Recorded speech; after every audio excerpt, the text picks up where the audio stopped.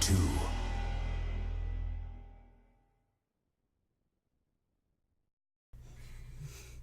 Ah, it looks so promising. But unfortunately, Devil May Cry 2 is considered by many to be the lowest point of the Devil May Cry series. Until the reboot, that is. But that's another story. Devil May Cry 2 was not directed by Hideki Kamiya. Instead, it was directed by, and I'm sorry I'm pronouncing this wrong, Hideki Etsuno, who would go on to direct every other Devil May Cry, although supposedly he came onto the project rather late into the development. This was made by a completely different team than the original, and it shows because aside from Dante, virtually no one from the original game comes back for some odd reason. Anyway, this review contains spoilers for the entire game, so you get the picture. So, the plot of Devil May Cry 2 opens in a museum where a plot trinket is stolen. This new girl, Lucia, invites Dante back to her home island, where she meets her mother, Matiere, who says that she wants to follow alongside Dante's father, Sparta, as if the writers of this game remembered. Oh yeah, Sparta was a thing. They ask for Dante's help in dealing with Arius, this game's villain.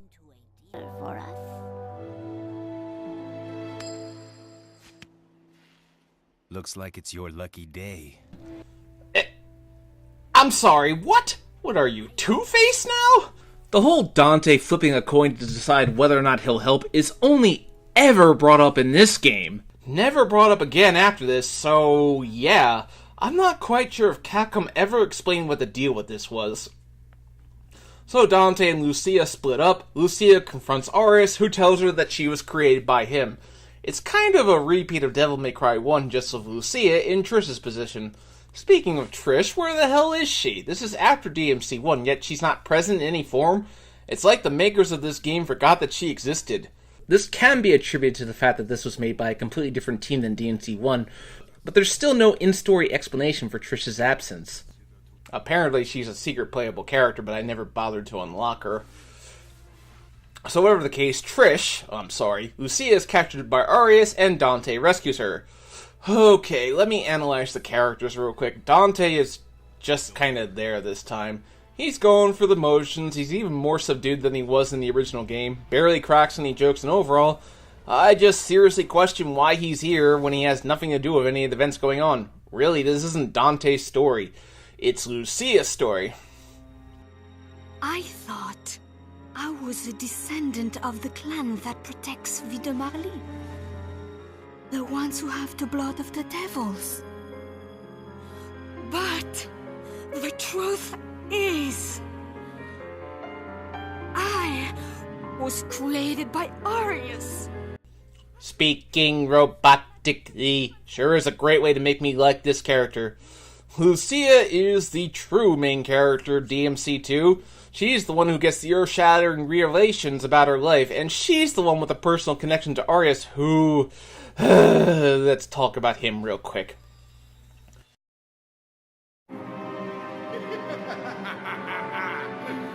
Now, I'll absorb his power. I will become an all-powerful immortal.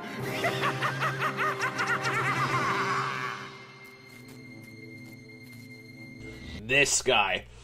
This guy is a terrible villain. I mean, we went from Mundus, who is basically the DMC equivalent of the devil, to a very poorly done Lex Luthor.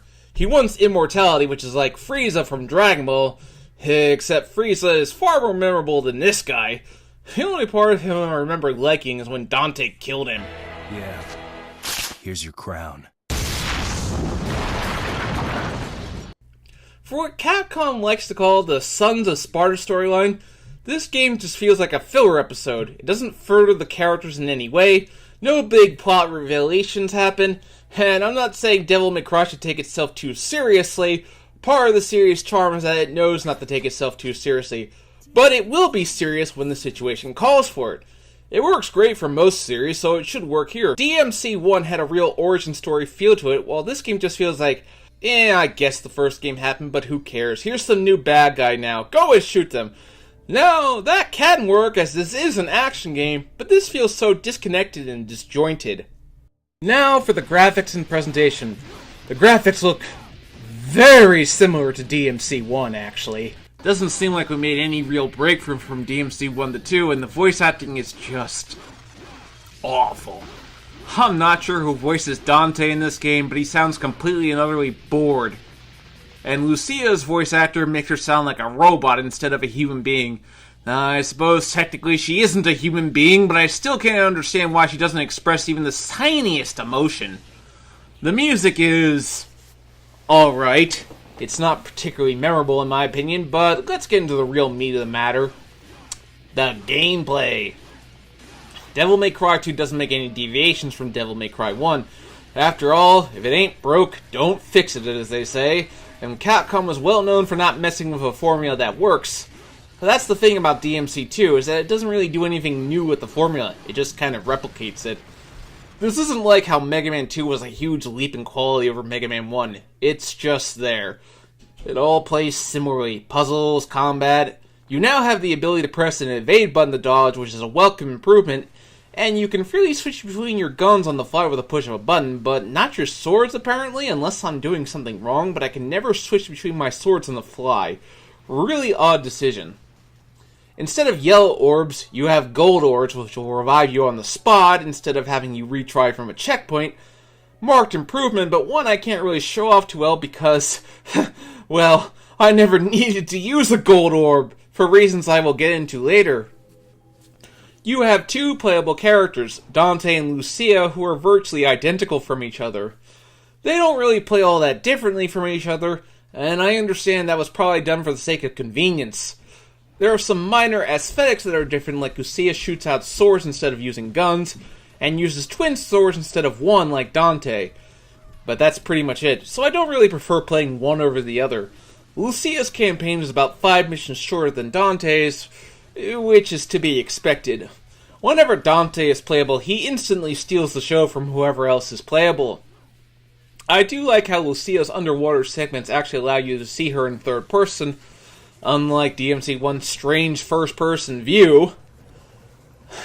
The missions are, well, they're designed around getting to the end like DMC1 and beating every enemy in your way while also occasionally solving puzzles. But what Devil May Cry 2 really seems built around is the Devil Trigger. Going through the game, Dante and Lucia will get power-ups to their Devil Trigger forms, and these abilities are used to traverse areas that you couldn't before. I'm not a fan of using the Devil Trigger as a way to progressing through the game. In DMC1, whenever you used Devil Trigger, it was used as a power-up for whenever you meant business or were in a pinch. Here, it just seems like the whole game was built around getting these power-ups, and getting new abilities is a big part of an action game, but they don't really enhance Devil May Cry 2's combat in any way, unfortunately.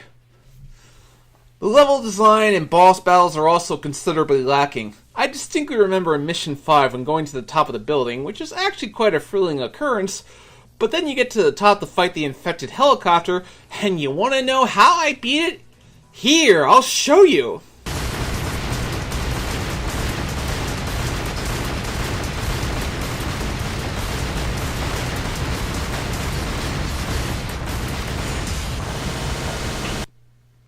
Surely you can feel the effort that went into crafting a boss battle like this. The other bosses aren't particularly noteworthy either. They go down pretty easy. And overall, they just feel like not a lot of thought was put into them. But in an action game like Devil May Cry, you need dynamic boss battles, and this game really dropped the ball. Now, the biggest problem with the game is that it's way too easy. Enemy AI is pathetic, and they don't put much effort into attacking.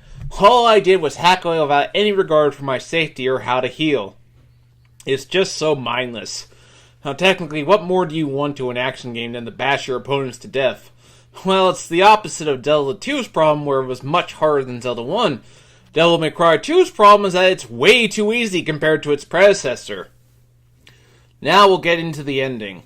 So Lucia asks Dante to kill her. He doesn't do it, of course, as a demon portal opens and Dante leaves to go to the demon world once again, leaving it up to fate, the coin. Oh, the stupid coin. What is up with the stupid coin? So Dante goes to the demon world, while Lucia fights the revived Arius, who is very anticlimactic and easy. I guess it is appropriate that she's the one who lands the final blow to him. His final form is, again, not very intimidating, but I suppose it's just there. Meanwhile, Dante fights Argo's sex. Not sure who this guy is. Maybe he was hinted at and I wasn't paying attention, but he's like Kaguya, literally coming out of nowhere to be the final boss. Oh god, I literally just compared this to Kaguya. I never want to do that.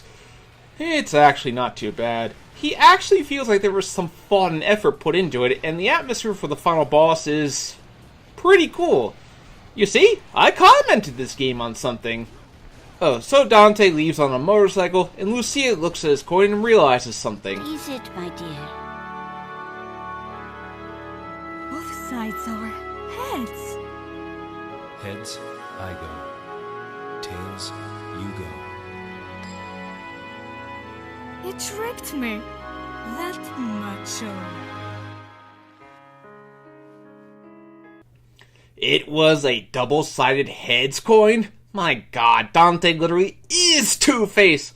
But if he was gonna help anyway, what was up with the stupid coin thing in the first place? Why did they even include it as a character tick? It adds nothing! It doesn't do anything but just confuse the hell out of me. So, Dante doesn't contribute anything to this plot. Lucia is the main character, but she's not fleshed out in any meaningful way, and Arius is a completely worthless villain. Oh, man. Now I just want to move on from this game.